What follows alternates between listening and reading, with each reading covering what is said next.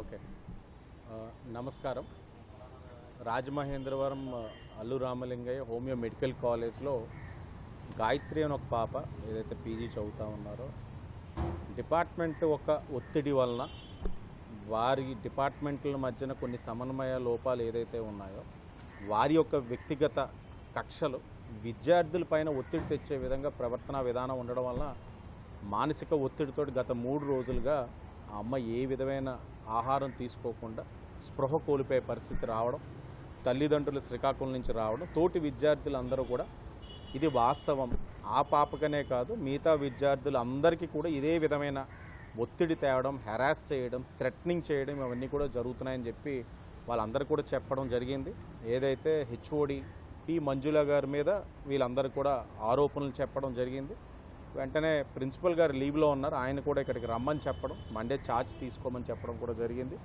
అలా ఏదైతే ఎలిగేషన్స్ చేస్తూ ఉన్నారో స్టూడెంట్స్ వాళ్ళ బాధని ఆవేదన వ్యక్తం చేస్తున్నారో ఆయుష్ కమిషనర్ ఎవరైతే ఉన్నారో దినేష్ గారికి తెలియచేయగా వెమ్మటనే పి మంజుల గారి మీద ఏదైతే చర్యలు తీసుకుంటానని చెప్పి సాయంత్రానికే చర్యలు తీసుకుంటానని చెప్పి స్పష్టమైన హామీ దినేష్ గారు ఇవ్వడం, అలాగే మండే కూడా పిల్లలు వాళ్ళ తాలూకు ఏదైతే ఉన్నదో ఆవేదన వారి సమస్యలు 1-to-1 కూడా చెప్పాలనుకుంటున్నామంటే మండే సార్ కూడా అవైలబుల్ ఉంటాను విజయవాడ, నేను కూడా వస్తాను. బట్ మీన్ వైల్ వాళ్ళు కూడా రమ్మనండి, నేను 1-to-1 మాట్లాడి ఇంకా ఫర్దర్గా ఏ విధమైన సమస్యలు వాళ్ళకి లేకుండా ఒత్తిడి లేని విద్యని అందించేందుకు ఏ విధంగా చేయాలన్న దాని మీద ఆయన కూడా డిస్కస్ చేస్తా అన్నారు. మండే స్టూడెంట్స్ కూడా వెళ్తూ ఉన్నారు. మీన్ వైల్ ఏంటంటే ఆవిడ పి మంజుల గారు హెచ్ఓడి ఆవిడ పైన చర్యలు తీసుకుని డిపార్ట్మెంటల్ ఎంక్వైరీ కూడా వేసి, ఎందుకంటే పిల్లల్ని థ్రెటన్ చేసి క్యారెక్టర్ అసాసిన్ చేసే పరిస్థితులు విద్యా సంస్థలు ఉండకూడదు.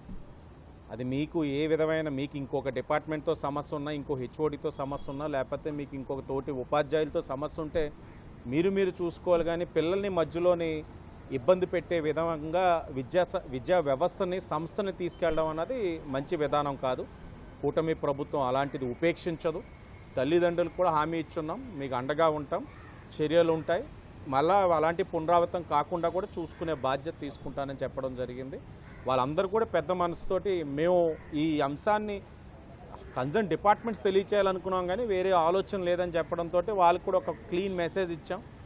మంచి ఇష్యూ, మంచిది, అందరికీ సంబంధించింది, న్యాయం చేస్తాం. కానీ దీన్ని పొలిటిసైజ్ అవ్వకూడదు అని అంటే మీరు కూడా చేస్తున్న నిరసన ఆపి సహకరించండి అంటే వాళ్ళందరూ కూడా నమ్మి సహకరించారు. ఏదేమైనా ఇంకేదైనా ఫర్దర్గా ఉన్నా కూడా తప్పకుండా ఎవరైనా సరే విద్యార్థులను ఇబ్బంది పెడితే చర్యలు ఉంటాయి.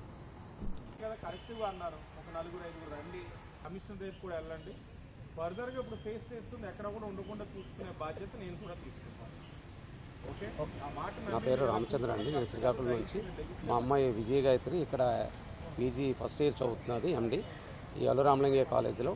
ఈ పాప జాయిన్ అయ్యి గత డిసెంబర్లో జాయిన్ అయింది. ఇక్కడ నుంచి వచ్చిందో పాపది ఒక డిపార్ట్మెంట్లో ఉంది. ఆ డిపార్ట్మెంట్ హెచ్ఓడికి ఇక్కడ ఉండే ఇంకో డిపార్ట్మెంట్ పాపకి పోస్టింగ్ వేస్తారు. ఈ 1 మంత్ వేసిన తర్వాత ఈ డిపార్ట్మెంట్కి మంజుల అనే హెచ్ఓడి ఉన్నారు. అక్కడ ఆ ప్రొఫెసర్ ఆవిడ ఈ పాపనే కాదు ఈ బయటికి చెప్పుకోలేకపోతున్నారు కానీ అందరూ పీజీసీ కూడా చాలా హెరాస్ చేస్తున్నారు. ఆవిడ వ్యక్తిగతంగా వాళ్ళని టార్చర్ చేయడం, హీనంగా మాట్లాడడం, కనీసం ఒక బయట కూలి పని చేసే వాళ్ళకన్నా హీనంగా మాట్లాడే స్థితులు ఉన్నాయి. ఎవరు కూడా బయటకు వచ్చి ఇంతవరకు స్టూడెంట్స్ చెప్పుకోలేపారు.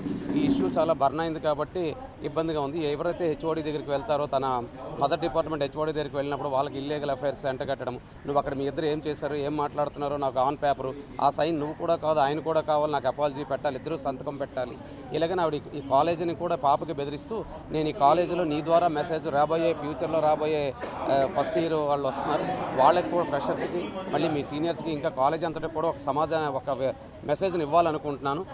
నీ వెనక బ్యాక్గ్రౌండ్ ఏముంది నువ్వు అని చెప్పారు. ఆ పాప అపాలజీ లెటర్ రాసి లేదు మేడం నేను అక్కడికి వెళ్ళి మాట్లాడి డిపార్ట్మెంట్లో వచ్చేసరికి టైం ఏంటంటే నేను ఇది యాక్సెప్ట్ చేయను, నువ్వు ఇంకా కూడా నా దగ్గర తోక జాడించావు, నీకు ఎగ్జామ్స్ నా దగ్గర నువ్వే కాదు అందరు స్టూడెంట్స్కి మీ పేపర్ నా దగ్గరే ఉంటుంది, మీరు ఎలా పాస్ అయ్యి వెళ్తారో నెక్స్ట్ రాబోయే ప్రిన్సిపాల్ని కూడా నేనే ఈ కాలేజీకి నా మెసేజ్ నీకు తెలియదు ఇంకా నా చరిత్ర అని చెప్పే విధంగా మాట్లాడుతూ ఈ 3 రోజులు పాప కూడా టైం ఇవ్వకుండా లంచ్ లంచ్ కూడా టైం ఇవ్వకుండా కాని డ్యూటీలు టైమింగ్స్ కాని డ్యూటీలు మధ్యాహ్నం 4తో కాలేజ్ సరే అయితే అందరికీ కూడా 6:30 వరకు కూడా క్లాసులు చెప్పించడం.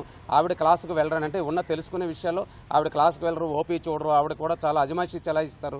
ఎవరైనా అడిగిన వాళ్ళకి నేను ఫెయిల్ చేస్తానని చెప్పడం, అమ్మాయిలందరికీ కూడా ఈ విధంగా టార్చర్ చేస్తూ నేను మధ్యాహ్నం ఇక్కడే ఇదే ప్లేస్లో నిలబెట్టి పేషెంట్స్ స్టూడెంట్స్ అందరూ ఉంటుండే, ఈ పీజీలు అందరూ ఉంటుండగా కూడా ఇష్టం వచ్చినట్టు ఆవిడ వల్గర్గా మాట్లాడి క్యారెక్టర్ని తగ్గించి మాట్లాడడం, కాకపోతే నేను భవిష్యత్తు నాశనం చేస్తానని మాట్లాడుతుంటే ఈ భోజనం లేకపోవడం, పాప ఒత్తిడి తట్టుకోలేకపోయి ఇక్కడే కొలాప్స్ అయిపోయి పడిపోయింది. వెంటనే సీనియర్స్ అందరూ కూడా పిల్లలందరూ కూడా స్పందించి ఇమీడియట్గా కారు తీసుకొచ్చి హాస్పిటల్ పట్టుకెళ్ళి హాస్పిటలైజేషన్ ఉంటే డైరెక్ట్గా కూడా ఇప్పుడు మేము తీసుకొని వచ్చాం. ఫ్లూయిడ్స్ అవన్నీ ఎక్కించి పాప షుగర్ లెవెల్స్ 45కి పడిపోయి సాచురేషన్ తగ్గిపోయింది పూర్తిగా. అన్నీ కూడా చాలా ఇబ్బందులు. పాప అన్కాన్షియస్లో ఉన్న స్టేజ్లో మాకు సాయంత్రం 6 గంటలకు మెసేజ్ వస్తే రాత్రి 12 గంటలకి రాజమండ్రి వచ్చి హాస్పిటల్లో ఉన్న. అంతవరకు కూడా ప్రతి స్టూడెంట్ ఈ పీజీస్ అందరూ కూడా పాపకే సర్వీస్ ఇచ్చి దాని లైఫ్ సేవ్ చేశారు. అందుకోసం మేము కూర్చొని కమిషనర్ గారికి గవర్నమెంట్ దృష్టిలో పెడదామంటే లోకల్ ఎమ్మెల్యే గారు తక్షణం స్పందించి వచ్చారు. ఒక హామీ ఇచ్చారు, ఆమెను ఖచ్చితంగా సస్పెండ్ చేయిస్తానన్నారు.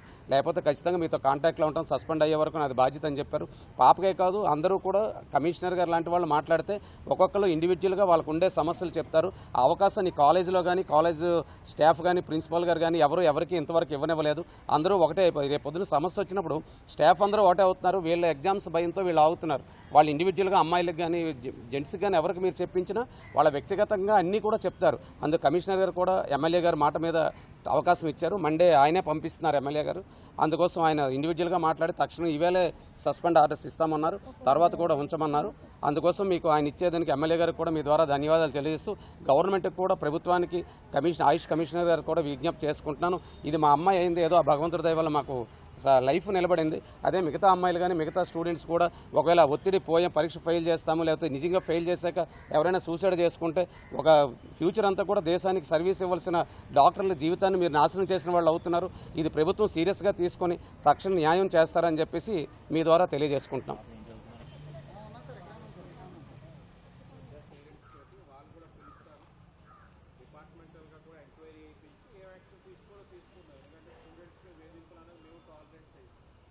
ఇలా ఉండడం అన్నది స్టార్ట్ అయితే మీకు పొలిటిసైజేషన్ అన్నది మీ within your campus politics.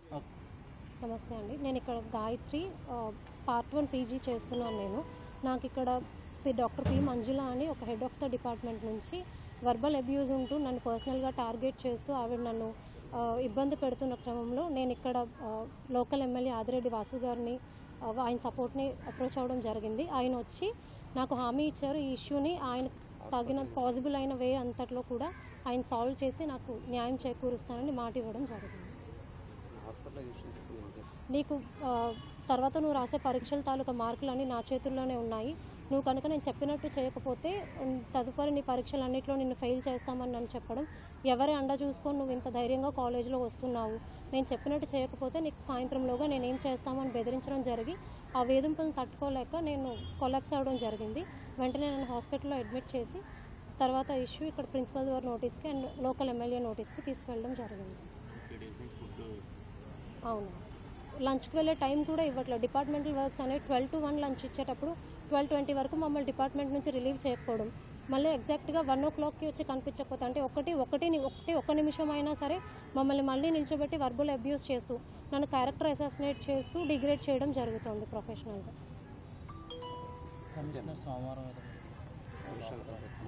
Adireddy Srinivas గారు ఇచ్చిన మాట ప్రకారం సోమవారం ఆయుష్ కమిషనరేట్కి వెళ్ళడానికి మా స్టూడెంట్స్ తరఫున ఒక 15-20 మంది నుంచి వెళ్ళడానికి ఆయన సదుపాయం కల్పించి ఆయనతో పర్సనల్గా ఇంటరాక్ట్ అయ్యి మా ఇబ్బందులన్నింటినీ చెప్పుకునే అవకాశం కల్పించి తగిన చర్యలు తీసుకుంటామని హామీ ఇచ్చారు.